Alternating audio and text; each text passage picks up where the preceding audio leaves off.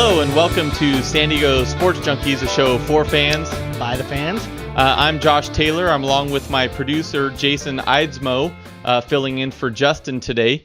And we also have Booga P once again from boltbeat.com. He's tapping in with us via the internet and is going to give us some good Charger insight and information, talk a little about his interview with Kevin Acee, and we're going to do his segment of Position Outlook, which today we're going to be talking about safeties. Let's dive into it and talk Chargers, guys. We lose 31-7 to Carolina, drop to 5-9. Along with that, lose some key players. Ryan Mathews breaks his other collarbone. Malcom Floyd goes out with an ankle injury, and we lose Reggie Wells on IR as well with an ankle injury. It's like insult to injury, really, for lack of terms. Yeah. A lot of people were tweeting Ryan Mathews has more broken collarbones than touchdowns this season. Ouch, and it's true. Yeah, it hurts, but it is true. You're right, Booga. And honestly, guys, if we had to really say who was the biggest disappointment overall, it has to be Ryan Mathews, don't you think? I mean, he only scores one touchdown. He misses the three, 4 games in the beginning. He's going to miss basically 2.5 games at the end of the year. And I mean, statistically, he's just not been there, and he's been kind of turnover prone. He's making it extremely difficult to defend that selection of him in the first round. To only be able to put up one touchdown. Now, he hasn't, like you said, he's missed some games and he's had some issues staying healthy. But when he's been in there, he can't make the last guy miss. We're probably going to have to look towards thinking about at least bringing in another back and doing an intentional back by committee as opposed to, hey, everybody's on the shelf and we're trying to supplement our O-line by cutting guys like Brinkley. And, it sounds like Edwin Baker is going to be brought up from the practice squad as well to come in and get some carries. So he's been an enormous disappointment. Yeah, and guys, you guys watching in, if you have a comment on anything, Chargers, Padres, or Aztecs, let your voice be heard. 619-387-3452. This is a show for fans. By the fans. And we want to hear from you. This is all about you. This is all about the fans. We're talking about what you want to hear. So, moving on, Philip Rivers, again, has another struggling day. 4 turnovers. I should say 4 fumbles turned into 2 turnovers. One was just very hard to watch. It just blatantly came right out of his hand as he was winding up to hit a wide open Gates. And it's just been a reoccurring issue with Philip Rivers, and a lot has to be said with the offensive line. Personally, I think Philip Rivers has all the talent in the world to really lead this team, but the offensive line struggling as much as it has been. I think a lot of his mistakes is because he's running for his life day in and day out. Yeah, no, I agree wholeheartedly. The thing is if you don't have the guys in front of him to protect him and allow him to have the time to get rid of the ball, as soon as he gets into the huddle, he's automatically assuming, okay, we've called a pass play. On this play, I'm going to be running for my life. And we all know it's not like Phillip is this ultra-athletic running quarterback. He's the exact opposite, actually. And it's gotten out of hand. And, again, we've joked about this. I really do think that they might call some of us from the Sports Junkies to fill in the last couple games on the offensive line. Yeah, they're definitely running out of pieces for the puzzle for sure. And guys, we're just not joking about this as far as the offensive line. This isn't just from a fan standpoint complaining. We have numbers to back it up. On an injury note, we've used 20 offensive linemen since camp opened. That is a astronomical number, and as Booga hit it on the head earlier when we were chatting it up, that's 4 offensive lines. Yeah. That's a huge number. The thing about Rivers, going back a little bit to the fumbles and stuff, I know that people are making a big deal about the turnovers and the fumbles, but it just seems like he keeps losing. Each season he keeps losing more and more weapons, and I think he takes it upon himself that he needs to do more and more and more. And the fumbles, while You can ultimately blame him because he made the fumble. The bottom line is he's trying to make a play. He's looking downfield. In order to be a good quarterback, you have to look down the field. You can't be worrying about the pass rush. Right. He trusts his guys, and maybe he's trusting them too much. And, he's looking down the field trying to make a play because ultimately he's trying to win the game. And I can't blame him for that. I think that it all falls on the offensive line. And I think that if we can shore that up in the offseason, which should be our biggest goal, we're going to see the old Phillip Rivers come back. Well, and let's hope so. And the thing is depending on what's going to happen, we haven't re-signed Vasquez. Nick Hardwick, prior to the beginning of this season, was already considering retiring. Yeah, absolutely. We're realistically possibly looking at getting an entirely new offensive line. Let's hope not. I can't imagine Vasquez not being re-signed, and let's hope and pray that Nick Hardwick's going to come back for one more tour of duty, if you will. But Right. It's going to be a major overhaul of sorts, and if we don't get it shored up, we're looking at another season just like this one. Yeah. Well, and to add to that, there's going to be some growing pains, and hopefully we can work those pains out in the preseason, because we can't. We tried so hard to get off to a fast start, and I think we were 4-1 to start the season, but 3-1. 3-1. 3-1, 4-1. I mean, the ending's what matters. We're 5-9 now, and that's what we need to avoid. We can't get off to a fast start and stumble towards the end. In past years, we got off to a slow start, and then we caught hot during the second half of the season. It would be nice to see not only a complete game being played, but really a complete season, and see this team, be at the top of its game from week 1 to week 16 and push it into the playoffs. Yeah. And injuries have been huge. We're talking Ryan Mathews, Malcom Floyd. We lost Vincent Brown before the season even started. We lose our flake of a left tackle.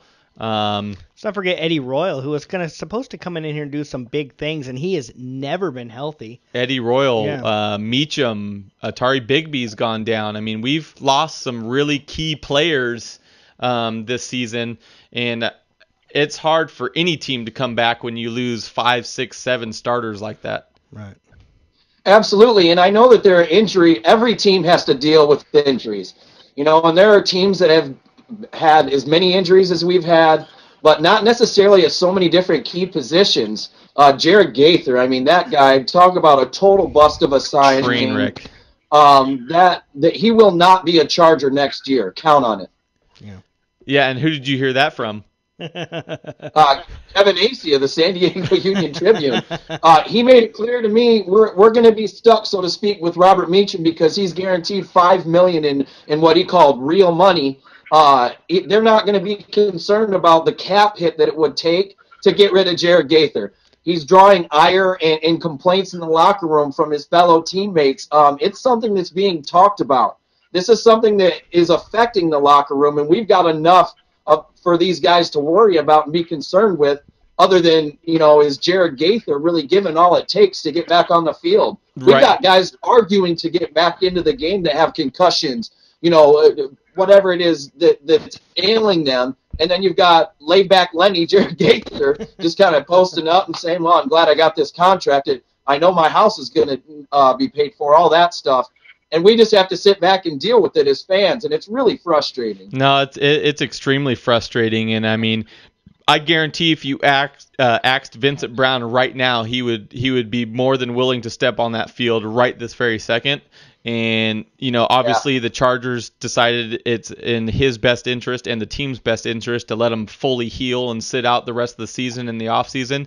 But that's what we need. We need people that they're going to, whether they're running on one leg or playing with one arm, they want to be out there. And to your comment there, if you remember early on the season, Quentin Jammer, he had either a hand or a wrist issue that he had to have surgery on, and he played with a club for a couple games there until he healed up. So this is exactly what we're talking about. We need guys that want to be on that field no matter what. You put a brace on me, you can put a club on my hand, but I'm going to be out there and I'm going to give it my all. And those guys, I guarantee, injury or not, are going to step up and be more of a contribution than all our crappy left tackle that I don't even want to say his name because it's just been a completely worthless signing and a waste of Let's money. Let's not even say it. But on a more positive note, actually, before I get to this, what's your guys' take on Mike Tolbert, coming in and getting 2 touchdowns against his home team? Now, before you guys respond, keep in mind, Robert Meacham went into New Orleans and had a hell of a game. And there's been other players that have stepped up in their old hometown. So it seems like it's kind of something that, it just amps up their game. Hey, I'm going to show them that this is why they shouldn't have got rid of me. But what was your guys' take on Mike Tolbert, not only in this game, but from what you've seen throughout the season? Is that as big of a loss as any? Go ahead, Boga. Well, quite honestly, he hasn't really done much of anything this year until he comes back to San Diego and he puts up the first 2 touchdowns of the game. It had to be a part of the game plan. You got Ron Rivera, Rob Chudzinski in there, Tolbert coming back. I mean, he went to Carolina for less money. Obviously, with Mathews' lack of production and an inability to stay healthy, it turns out the Tolbert switch from our team to the Panthers has actually bit us in the butt. Right. Yeah, I was going to say the exact same thing. His season hasn't been that great anyways. He's been pretty much non-existent. He's had a couple games, and of course, this is probably his biggest game of the season. But, we don't watch every week and say, oh, my gosh, we miss Mike Tolbert because look what he's doing in Carolina, because it's just not that type of a season. We have much bigger problems than Mike Tolbert not being on the Chargers. Let me ask you guys a question, staying on topic with Mike Tolbert.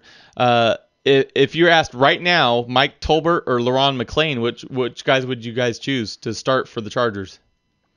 McClain for me. To be honest with you, and I'll just go back a second, Carolina is using Mike Tolbert completely differently than we were. He's not lining up at halfback hardly at all in the Carolina offense. If you're just talking strictly as a fullback, I'd have to agree with McClain. Now, McClain has been less than amusing me, if you will. He hasn't done anything that makes me go back and say, gosh, I'm sure glad we picked him up. Right. He hasn't made a great contribution. I expected goal line carries for him. There's a reason he's not getting them. But again, I would say I'd rather have McClain at fullback than Tolbert.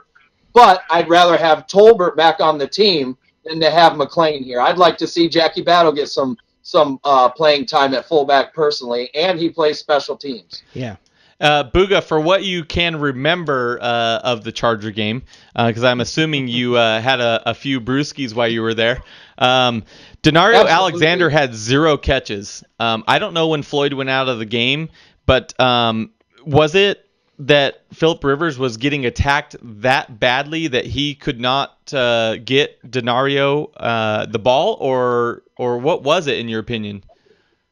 Well, that was part of it. They were throwing a robber over the top sometimes and bracketing. People are catching on to the fact that, hey, this kid is healthy and he can play. He's been tearing it up since he got here to San Diego just a short time ago.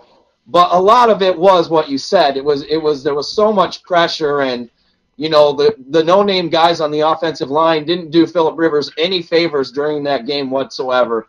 Ron Rivera was ready to chew that offensive line up and spit them out by putting a lot of pressure on Rivers. Yeah, I think I don't think it was a Danario Alexander problem, although he did drop one pass, one little 4-yard pass. But the bottom line is our offense never got rolling anyway, so you could look at all 11 guys on that offense and say that they didn't have a very big game. It wasn't just Alexander. He just happened to not get any catches. Right. And here's the bright spot, or I should say on a positive note, Antonio Gates. Okay, he hasn't really done a whole lot this season, not to our expectations, and we've kind of talked about this in past shows. But tying at least well-known in the Charger community, Lance Alworth with 81 touchdowns from the tight end position. What a great achievement. That's the one thing I wish I would have taken you up on your offer and going to the game to see that. Luckily Red Zone shows all the touchdowns and I was able to see it. But what a great thing, and I really do hope we have a couple more solid years out of Antonio Gates with an O-line that Phillip Rivers can get him the ball, because he was been beat up for the last couple of years, and the fact that Philip Rivers hasn't been himself because he's been on the run. I think Antonio Gates hasn't been used to his ability this year, and I'm hoping that saves him for a couple more solid years before we really start to see a decline.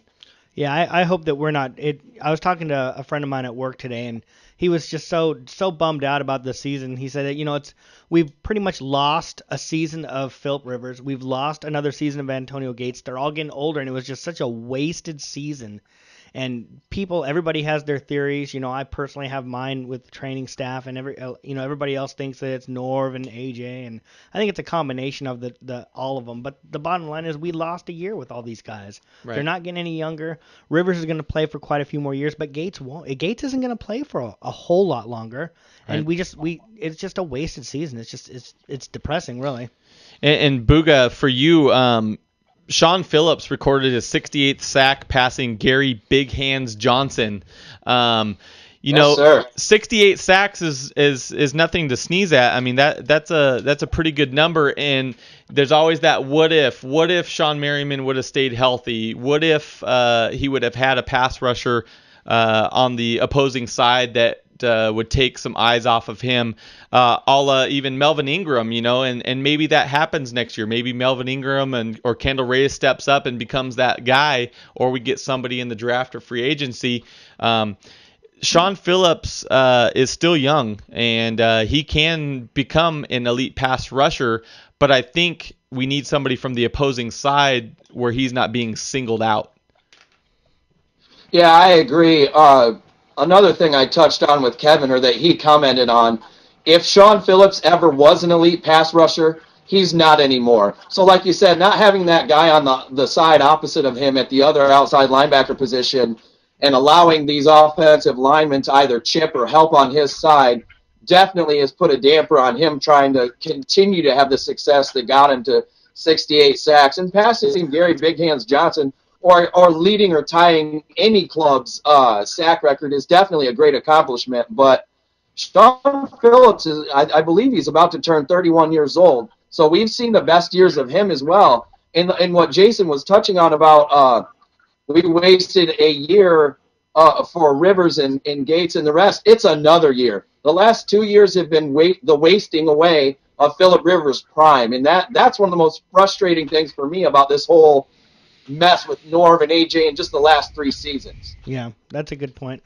So and some of that, let's dive into your interview with Kevin Acee. Some of that interview, talks about that, and he strongly feels for Philip Rivers. He was quoted as saying that if you gave Philip Rivers the Giants' offensive and defensive lines, that Philip Rivers would have won 2 Super Bowls. If Philip Rivers was playing with Pittsburgh's defense, Philip Rivers would have won 2 out of 3 Super Bowls. Yep. What is your take on that? And I think we got a call coming in, so I might have to cut you short. But what's your take on that? I agree with him. Philip Rivers he has the little quirky mechanics deal, but other than that, he's and Kevin says this in the interview, 90% of the time he's an elite quarterback. That other 10% of the time that really counts is when he's making these poor decisions and throwing these balls to wide open defenders. I would love to have seen him with a much stronger defense. We used to be this offensive juggernaut with a defense that kind of fiddle-faddled around the middle of the league. Now we've kind of transitioned to a better defensive team. Right. It's more than frustrating. Let's hope that we surround him and these other stud players that we have on our team with some quality individuals that are willing to get out there and bust their butt to make some plays. Right. So, Booga, we got Justin was able to take a break away from his anniversary and call into the show. What up, Justin? What do you got going on, buddy?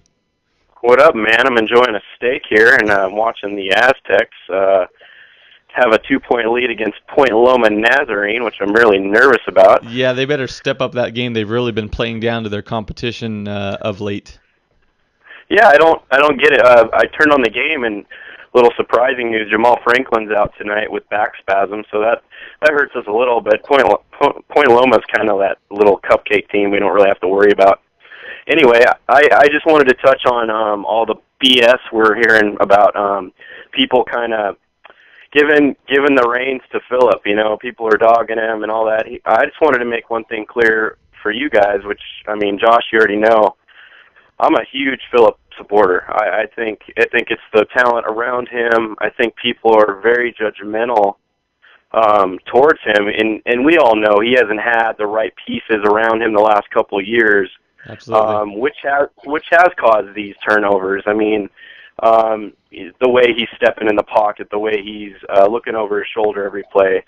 I just kind of wanted to touch base with you guys and see what you guys really thought about Phillip Rivers. I mean, he's kind of he's obviously our leader, but he's the guy. He's the passionate player on the field that I don't think anybody should ever question. You know, I agree with you, and I think with Phillip Rivers, one of the things that is stats don't tell the whole story. I was talking to somebody who's a Raider fan, and we were comparing Phillip Rivers to Carson Palmer's stats. And if you just look at the stats, Carson Palmer's stats are actually a little bit better than Phillip Rivers this year. But who in their right mind would choose Carson Palmer over Phillip Rivers? I mean, honestly. No one. Nobody. No, nobody in their right mind. And the problem is, like I touched before, he's trying to do too much. The reason why he's trying to do too much is because he has to. Because they keep taking away his weapons. Then others get injured, taking them away. And what else is he supposed to do? He's supposed to try and, he has to try and make stuff happen. And it just isn't. He's got guys that aren't fighting for the ball, and then he tries to squeeze it in, and he makes a dumb play because he knows, you know what, if I don't make the play here, we won't have a chance of winning. And I feel for him. I'm so bummed that his season's been wasted, and I'm telling you, if they can get that offensive line shored up, we're going to see a completely different Phillip Rivers. Oh yeah, no, I agree with you, Jace. I just think his nervousness in the pocket, it's very apparent when we see him in the pocket. I mean, Booga knows, Josh knows. We've talked about this. He just doesn't feel comfortable anymore, and that's why he just looks bad. It's not good, and we really need to go out in the free agent market this year and draft well. And with this new regime coming in with the new GM, it just has to happen, guys. Yeah. Right, and when we get off the phone call here, I'm going to have Booga touch on that because Kevin Acee actually brought up some options that the Chargers have on the offensive line. So I'll let you get back to Chelsea and your steak. Cheer on the Aztecs for us, and see you in a couple weeks. Yeah, baby. I believe, baby, we're going to win this game pretty easy. We're going down to Maui, and we're going to beat Arizona, too, so you better believe it. Hey, and they're number 4 in the nation right now, so if we match up with the Arizona on the 25th, that's going to be huge matchup, and that would be a huge victory. Huge game. Huge game, and James Johnson just checked into the game. I got to go. Bye. Later. So, Booga, go ahead and touch on that. I know when you talked to Kevin, he was talking about what was going to be going on as far as the offensive line. He mentioned what's his face from Miami? Jake Long, and a couple others. Why don't you go ahead and touch on what Kevin Acee was telling you on Sunday? Well, what I had asked him, I said, despite the fact that there's a new regime coming in, have there been any talks about the team going after some of these big-name free agents, whether it be offensive line or any other position? And he had said, a name that would be great would be Jake Long. The only issue with Jake Long is that he's going to set the market at the left tackle position in free agency. We may be getting a new GM and a new head coach, but we still got Dean who's signing the checks.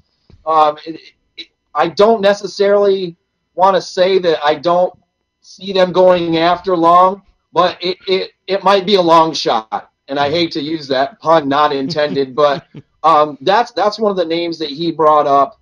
And he made it clear that the offensive line has to be addressed, just like Jason said. Phillips running for his life. Without having a credible offensive line, we're going to see more of this next year. Yeah. I agree. He's unfortunately the type of quarterback he is. He's not the type of guy that, like Aaron Rodgers, who can make things happen when the pocket breaks down and stuff. Every time he scrambles right, he either throws it away or he throws a pick. That's just the way it goes. Not his fault. The Chargers know what they got. We know what we got. We know what his strengths are. Scrambling is not one of his strengths. So the fact that they're not getting an offensive line to protect him is not Phillip Rivers' fault. It's the organization's fault. Booga, I got a quick question from you from Twitterland. At IB Psych wants to know, how did it feel to use the porta potty versus peeing on yourself? It was almost as honorable and quite the same privilege as interviewing Kevin Acee. No, I appreciate it. Hey, I want to tell you something. IB Psych, that's a cool cat right there, man. Really fortunate to have been able to hang out with him and tailgate, before the debacle against the Panthers. Very cool guy, and he's a big supporter of the show, and he's kind of a newer supporter. So shout out to at IB Psych. Thanks a lot, buddy. We really appreciate it. Absolutely, and feel free to call into the show, 619-387-3452. We'd love to hear from you. Booga, let's jump into your position outlook. This week we're going to be talking safeties. What do we have to look forward to next year? I know obviously we have Weddle. Bigby got hurt. Yeah. Do we stay status quo? Does somebody like Stuckey step in, or is there somebody from the draft and or free agency that we see next year in the safety position? As far as, yes, the strong safety position must be addressed, in my opinion. Bigby was a stopgap. He was kind of brought in here to kind of fill the void. Again, we've been doing that since Rodney Harrison was allowed to leave. Right. It's going to have to be addressed. I'm going to go ahead and say the draft. There aren't a lot of big names coming up free agency-wise at the strong safety position, but if I could roll right into the draft, there's a guy like Eric Reed from LSU. He's 6'2", 212. He plays free safety, but he has the size to play strong safety. Runs a 4.59 40. Number one ranked safety in the country on most people's draft boards.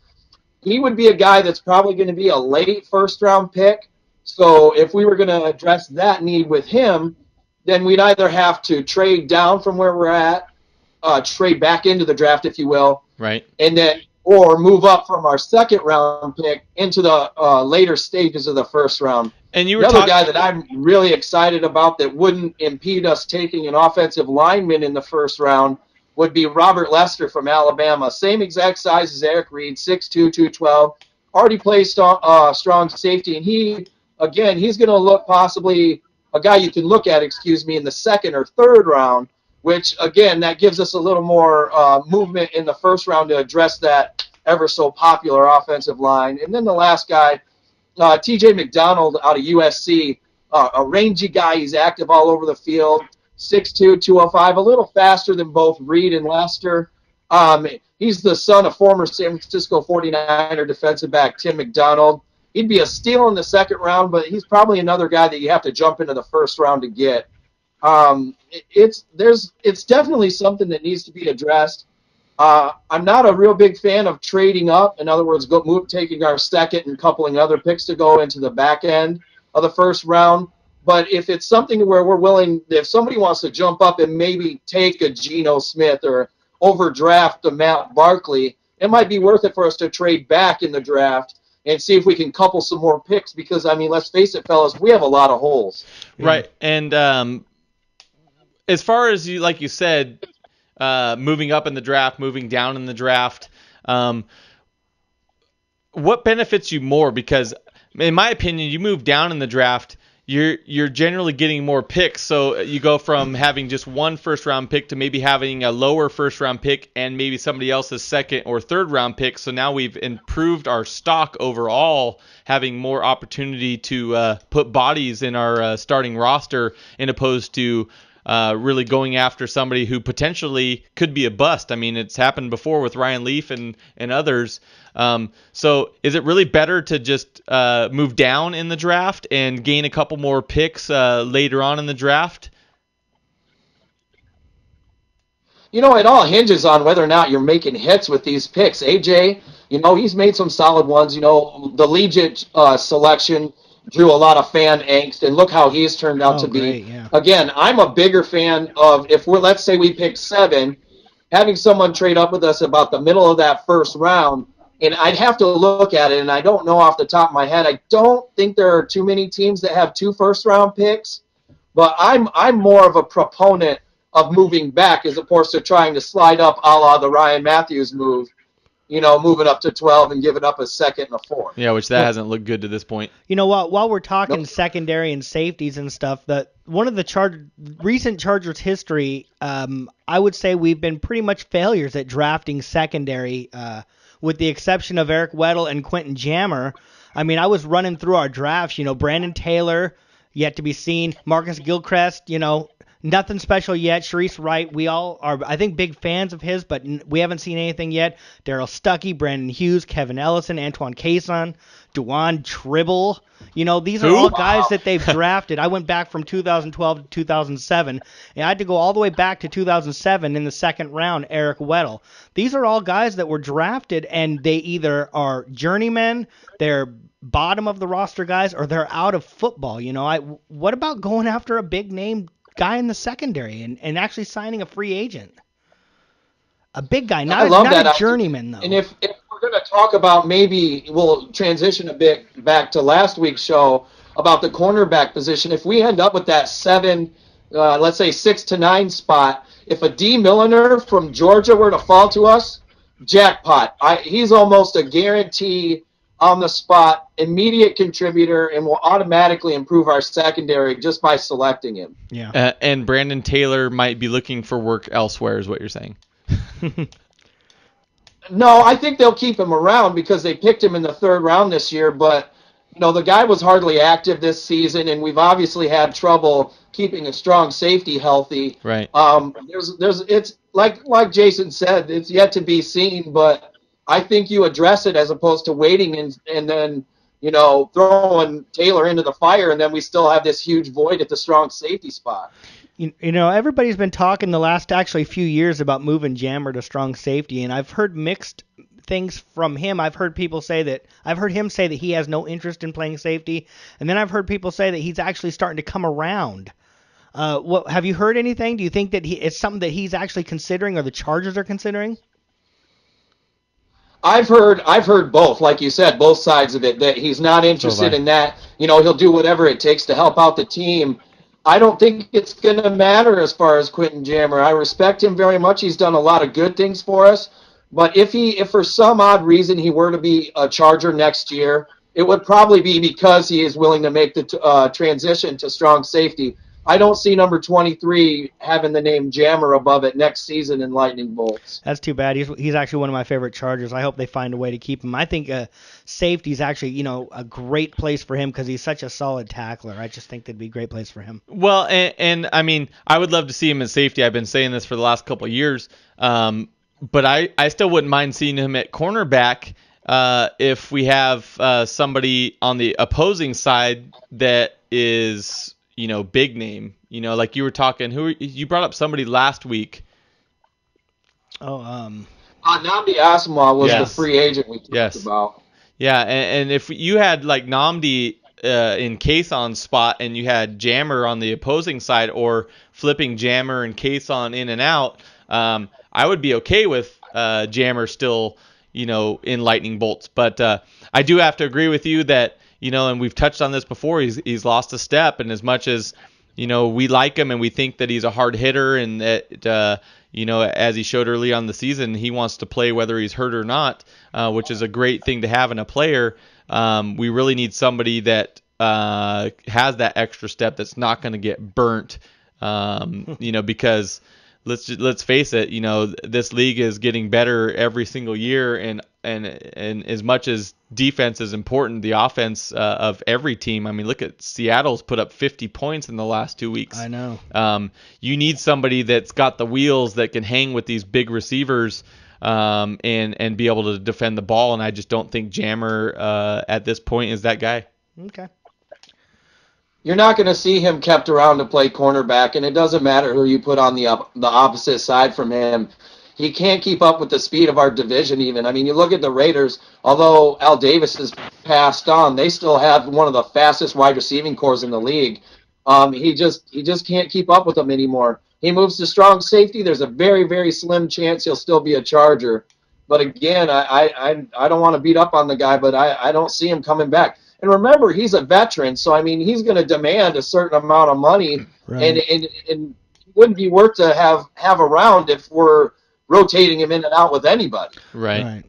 We got a question in from Twitterland from @Zeke_Stone22. He wants to know, do you think Ronnie Brown is a good sub for Mathews, and why? And there's another part to this question, but I'd like to hear you guys answer to that first. For me, I think he's a decent complementary piece. The guy's already come out and said that this could be his last year, so let's not act like he has a bunch of gas left in the tank. He's a great receiving back. You know, a buddy of mine has him in a PPR fantasy league, and he's done all right for him when he's been in the game. Right. But no, he's not the answer to being that second guy that if Mathews gets hurt, which we all know is going to happen, that can come in and put up a 100-yard game. I mean, we don't have, and correct me if I'm wrong, I don't think we have one running back that has 100 yards rushing this season in a game, do we? No, I don't think we do. And, the thing about Ronnie Brown is he's seemed to me as like a poor man's Ronnie Harmon. He's one thing that he did bring. That's my dude. I love Ronnie Harmon. I was a huge Ronnie Harmon fan. 33 baby, 33 baby. Huge.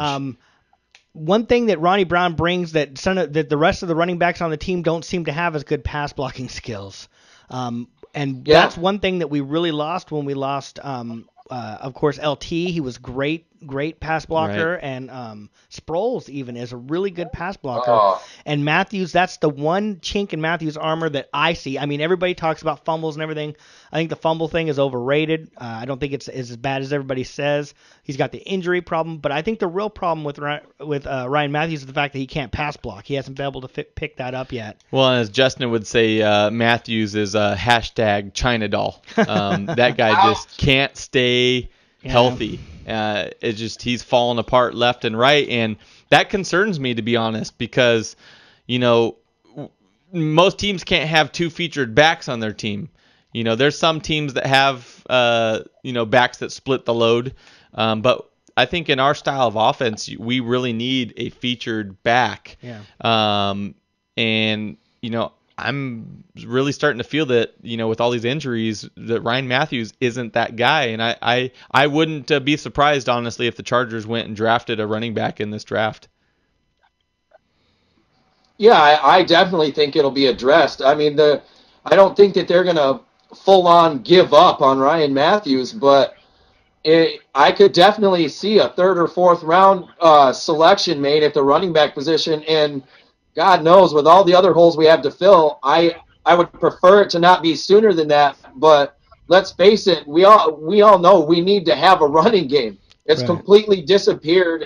It's pathetic, to be quite honest. And I haven't given up on Ryan Mathews, but I do agree with you, and I do believe that we need to bring in either a complimentary back, that third down shifty receiving guy who is staunch in pass protecting back there when the pass plays are called, but I hope it's not too early in the draft when we address that need. Could you see a move in the free agency? There's a guy that I was talking a while back about, and everybody knows his name, Steven Jackson.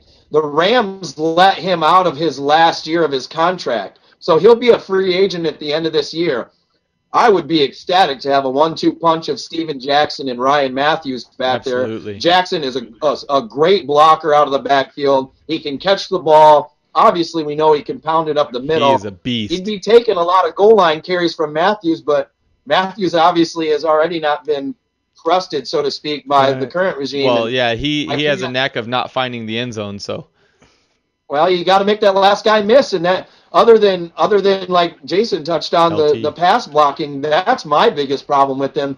Is that last guy always seems that if he were to make that one move, we're talking 60, 70 yards, but that's why he's limited to a longest run of 39 yards in his short career. Yeah, I agree with you in that sense, but one thing that he does do that we didn't have like with LT towards the end of his Charger career was the fact that he's really good at making the first guy miss. I remember that when LT was towards the end, the first guy always brought him down, and it was very, very frustrating. And if you watch Ryan Mathews now, The guy doesn't stand a chance. They hand him the ball. The offensive line is not playing very well. He's making 2, 3, 4 guys miss, and then he's gaining 2 yards. He's turning 2 yards losses into 2-yard gains, which in the stat sheets look like a 2-yard gain, but he's working real hard. He's running really hard. And it's just, it's not working out. Now, whether or not he's picking the wrong ways to run, or it's the offensive line, or it's a combination. But I also agree with you on the making that last guy miss. I think that's a big part of the explosiveness that we sense that he has that ability, and he just hasn't quite been able to do it yet. Guys, as much as I want to keep talking Chargers, we don't have the luxury of another hour and 45-minute show. So let's touch on some Aztecs. Booga, since you were here and you joined in with us, the Aztecs stayed pat in the rankings, 18 in the AP poll, 15 in the coaches poll. Most recently taking down USD 72-56 in the city championship to improve to 8-1. Booga, first off, it was your first experience at the Aztecs game, and we were fortunate enough to sit in the student section a la the show. Give me your feeling as far as your experience of the Aztec game and the fans in general. Number one, it was awesome. Sitting in the show, number one, I'm 34 years old. So trying to hop up and down with everybody for the entire game and this and that, I was ecstatic when halftime rolled around. It's like, good God, I could sit down now. The atmosphere was electric. Had it been a bigger game, it would have been, even that much more exciting. But I was really impressed with the fan base. Everybody was very knowledgeable that was around us about the game and what was going on. The choreography of all the fans, with certain hand gestures you do after every play, everything that happens in the game, there's a correlating movement or chant, and I loved it. It was really great, and I hope to get back to another Aztecs game there at Viejas as soon as possible. Absolutely. I mean, guys, if you haven't seen the Aztecs play over the last few years, man, they are a sight to see. We've been unfortunate the last few years to have some losing seasons with the Chargers. The Padres as well have gone through some growing pains, even though they're moving in the right direction. The Aztecs over the last 3 years have had a huge win-to-loss record. And they showed a stat, and I can't remember who the other school was, but the combination between their football program and their basketball program, they were number 1 in the nation in win-loss record. And that's saying something. Wow. The Aztec basketball and football program are moving in the right direction. This most recent game, a couple standouts. Chase Tapley led the team with 15 points. Jamal Franklin, another big night with 14 points and 8 rebounds. Tonight, they're face off against Point Loma, and then they move to the Diamond Head Classic, which is a huge tournament in Honolulu, Hawaii. They start Saturday against San Francisco. Then they'll play either Ole Miss or Illinois on Sunday. And if they win Sunday, they're going to play on Christmas Day, December 25th, against possibly Arizona, who's ranked number 4th in the nation. Now, guys, if you haven't been following basketball, that's huge. The Aztecs are ranked 18th in the nation. If they can face the number 4th in the nation and take them down in a tournament, that is going to be enormous for not only this season, but for scouting moving forward. And we have a big that has been rolled out tonight. James Johnson, he was a transfer from Virginia. He's 6'9". The guy is a beast, and as soon as he steps on the court, he's the biggest guy we have. And that's saying something because with the likes of Jamal Franklin, Deshaun Stevens, the Aztecs are a very big team. Dwayne Poley as well. I mean, we were talking with Booga at the game, and when James Rahan at 6'5" was on the court, he was the shortest guy in the court. So adding James Johnson, they've been talking about now they can have that dual post set up in the paint, and that makes them that much more dangerous moving forward. That's really their weakness last year, was the fact that they just weren't that big. So hopefully that they can get some size this year and go a little bit farther in the tournament. Booga, you got another question via Twitter, and this is from @CaliCaliente. She wants to make sure that you did a glitter check prior to coming onto the show. Absolutely, and I am glitter free this evening. I want to touch a little bit, and I know Jason does too, sticking with the Aztecs, and that's the Aztecs football. They play the Poinsettia Bowl this Thursday, December 20th. They're currently ranked 26th in the nation. They're just outside the top 25. They're facing off against an arch rival in BYU. This game's at 8 o'clock. It's going to be a huge game, not only for the Aztecs, but for BYU. These are two very, very good teams. BYU's nothing to sneeze at. They have a great defense. Second in the nation rushing defense. And this is gonna be a fun game to watch. And I'll let Jason kind of run with it a little bit. Well, the bottom line is the Aztecs started out, the beginning of the season, their defense was atrocious, and their defense has picked it up. It's funny because I thought their defense was actually going to be a lot stronger than that this year. It's been their strong point. That's been their strong point. So bad, but their running game has been incredible, and I think this game, bottom line, is going to come down to whether or not BYU is able to stop our running game. If they can't stop our running game, there's no way they're going to beat us. I think Dingwell's going to try and manage the game a little bit, not try and do too much.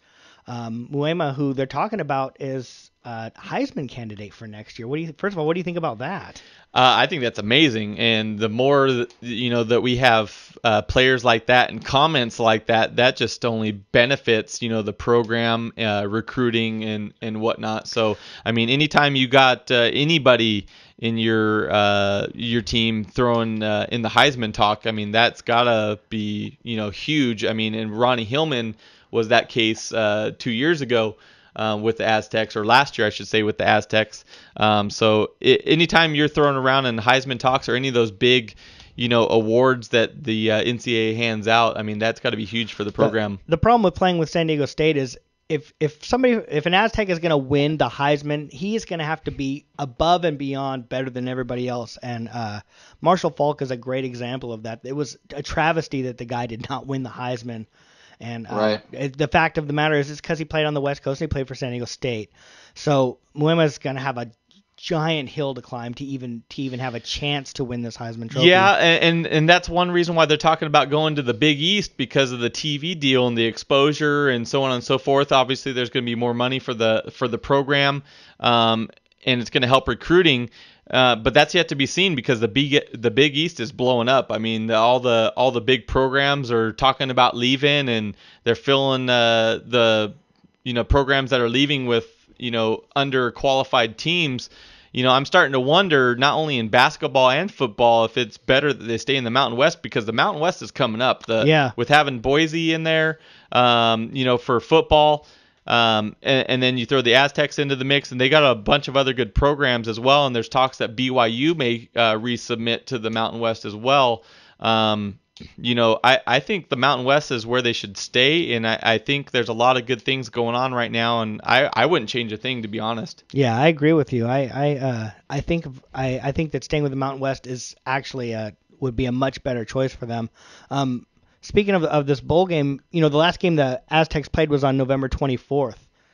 That's almost a month. December 20th is going to be the next game, and that's the way college football is. It seems like between your last game and your bowl game is a month and a half. What do you guys think about that? Do you guys there's got to be a reason for it. For me, it just seems stupid, but I'm sure there's a reason for it. But making them wait a whole month between games, just I don't know. I don't think you're going to get the best football. Well, and that's what I was kind of thinking about too with the big game. For all the marbles, they're off like 45 days before Notre Dame and Bama play. Yeah. I just think that's way too long. And if I may be mistaken, but wasn't the championship game held a lot closer to New Year's Day? Now it's pushed out to like the middle of January. Exactly. What do you think, Booga? Yeah.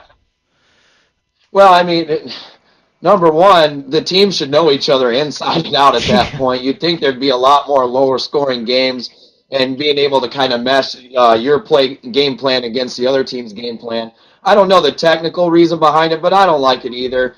And we're winding down with the NFL, and then you have this big gap with college, and we haven't exactly been in the postseason as the Chargers. So I look forward to those bowl games, but sure do have to wait a long time to see them. Absolutely.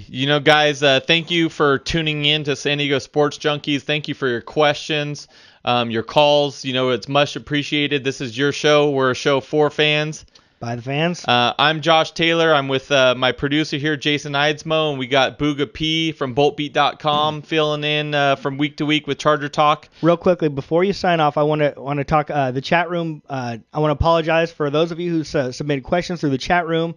It actually locked up, so I actually wasn't getting them. It's too late in the show to address them. Shamalama, California Rip, Chili Peace, all of you guys who were chatting, we appreciate it. We promise you we'll get to them next time. But it locked up, and I finally just refreshed it. I see them on, and it's just too late in the show to get to them all.